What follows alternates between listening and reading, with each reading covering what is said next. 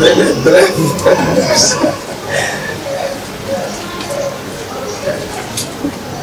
Je voudrais dire que vous voyez. Il n'y a que tout. Non. Moi-même par ma bouche, même si mon envoyé l'a déjà dit, je voudrais lui dire merci. Au moment de l'épreuve, il a su résister.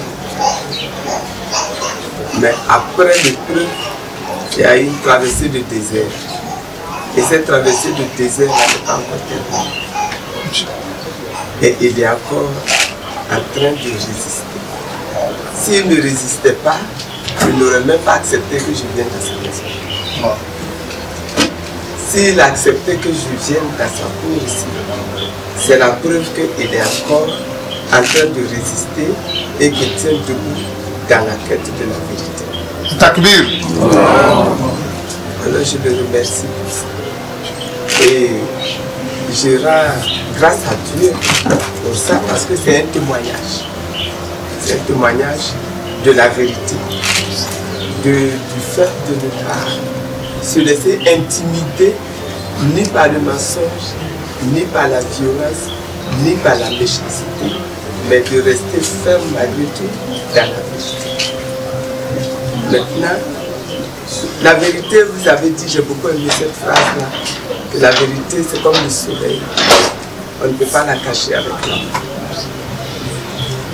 Mais non seulement on ne peut pas la cacher avec la main, mais le soleil, quand il se lève, il détruit les ténèbres. On ne peut rien faire contre ça. Takbir. Et quand il a détruit les ténèbres, le soleil s'impose comme lumière. Et c'est ce que nous sommes en train de vivre. À la CPI, ils ont fait tout ce qu'ils ont voulu. Mais vous avez peut-être écouté le jour où le juge Kefoussé proclamait son verdict et dit ce monsieur-là, il n'a rien fait. Il est acquitté, je proclame qu'il est acquitté des 4 faits d'accusation qui étaient contre lui. Takbir. Et il dit, en ajoutant qu'il a droit, il doit être libéré et que cette ténèbre et qu'il est en train de détruire les nuages, ça ne se fait jamais à un instant. Ça prend du temps jusqu'à ce qu'il atteigne le midi. Ça a pris depuis 4 h du matin jusqu'à midi. C'est ce que nous sommes en train de faire. Mais quand il s'est levé, on ne peut plus l'arrêter. Et il va atteindre forcément son midi. Takbir. Ouais. Et c'est pour ça que moi je reste convaincu que le président Kabila il va revenir. Non seulement il va revenir ici, mais il va revenir pour gouverner encore. Takbir.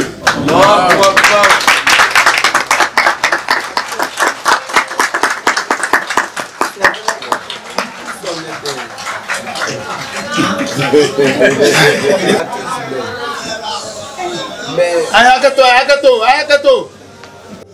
chaque créature que Dieu met sur la terre, chaque homme, chaque femme que Dieu met sur la terre, Dieu le fait venir avec une mission précise. Si tu accomplis ta mission, tu restes dans la maison de Dieu, dans le camp de Dieu. Si tu n'accomplis pas ta mission, tu tombes dans le camp du diable. Mais chacun a une mission à accomplir. Et quand tu as découvert ta mission, et que tu t'es engagé dans ta mission fermement, et que tu es en train d'accomplir ta mission, Dieu même t'accompagne. Et c'est lui qui t'ouvre les portes.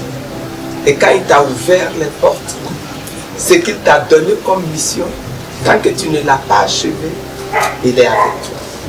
Quelles que soient les difficultés que tu traverses, il est avec toi. Mais la mission qu'il t'a donnée, tu vas l'accomplir. C'est la même chose pour Baboulois. Il y a une mission que Dieu a donnée à Baboulois. si Dieu n'avait pas missionné Gbagbo Laurent devant la force et la puissance du président Houphouët-Boigny à l'époque. Dieu et le diable, vous qui aimez les. Est-ce qu'à la fin, c'est le diable qui gagne? Il va avoir des péripéties, des difficultés. Lui qui est dans le camp de Dieu, il a connu des difficultés. Moi j'ai connu des difficultés. Papa a connu des difficultés. Beaucoup d'entre vous ont souffert. On connaît des difficultés. Mais à la fin, qui gagne? C'est Dieu ou c'est le diable? Moi, voilà ma vérité. Ma vérité, c'est que, comme on dit vous-même dans Angola, Choco Choco, Abenana. Parce que c'est ça, il y a les chemins de Dieu. C'est ça qui est la voie de Dieu. C'est ça qui est le destin de tout homme qui travaille. Dieu, c'est qui finit dans la vie. C'est la raison, c'est convaincu de ça, que quand je suis sorti de prison, j'ai dit aux Ivoiriens qui m'attendaient, ce n'est même pas la peine de rester dans l'amertume, dans la colère, dans le chagrin, dans la rébellion contre Dieu. Ce n'est pas la peine parce qu'on est dans un combat, nous-mêmes ça nous dépasse. C'est le combat de Dieu contre le diable. Nous là, Dieu aime que celui qui est dans son camp ait toujours un cœur franc, un cœur droit, un cœur blanc.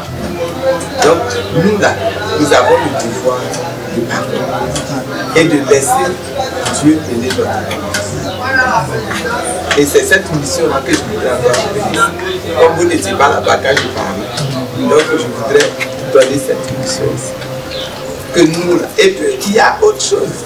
Il y a même une responsabilité politique. Quand Gbagbo va revenir, c'est pour gouverner quelque chose. C'est pour gouverner la Côte d'Ivoire divisée, partagée en mille, avec des ethnies qui se regardent en chaîne de faïence. C'est pas possible. C'est pas possible. On aurait alors, Dieu n'aurait fait aucun travail. On n'aurait servi à rien. Tout ce qu'on a vécu, ça n'aurait servi à rien. Si on se retrouve demain encore, les Abourés contre les Baouka, les Bété contre les Senfo, et qu'on arrive au marché, les femmes se battent parce que moi je suis Bété, non toi tu es Doula, non toi tu es Haché, non toi tu es Dida. Et puis on fait des palabres, on ne se pardonne pas. Mais si on ne se pardonne pas, notre pays, les étrangers qui sont là, qui nous guettent, ils n'ont pas déjà commencé à prendre.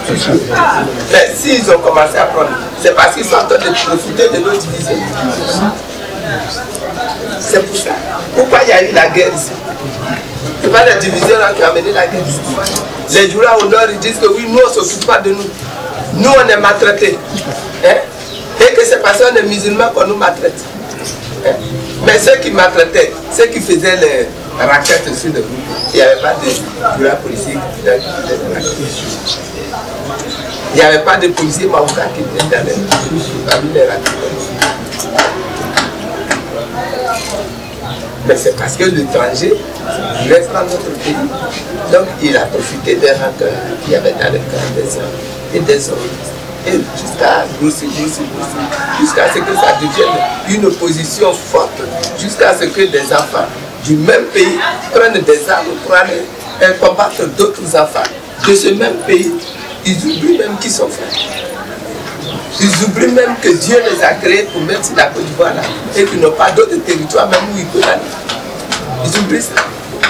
Ils oublient que quand il y a la guerre là, et que tu tues le fusil là, ça peut tuer ton ennemi, mais ça peut aussi tuer ton frère.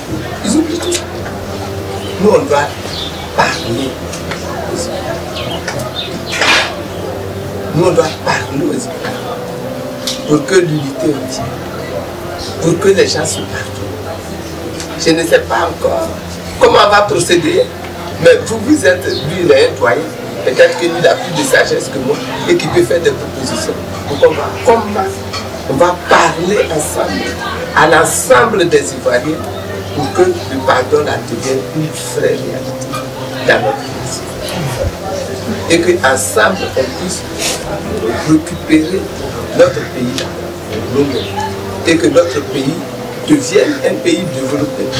Un pays où il fait bon vivre.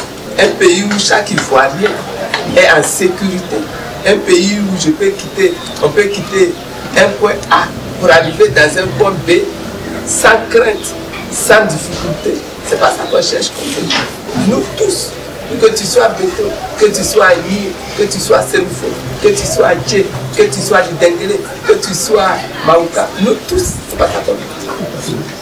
Alors si c'est ça qu'on a connu, si c'est cette vision-là de la Côte d'Ivoire qu'on a, pourquoi on ne pourrait pas savoir? La première solution, c'est le pardon. À cause de ce qu'on a vu ici, la première solution, c'est le pardon. Qu'on accepte de pardonner et qu'on accepte aussi d'être pardonné. C'est la première solution, c'est le pardon. Si on pardonne, si on est d'accord pour pardonner, on sera d'accord pour faire la réconciliation. Si on est d'accord pour faire la réconciliation, on sera d'accord pour vivre ensemble. Sans exclusion.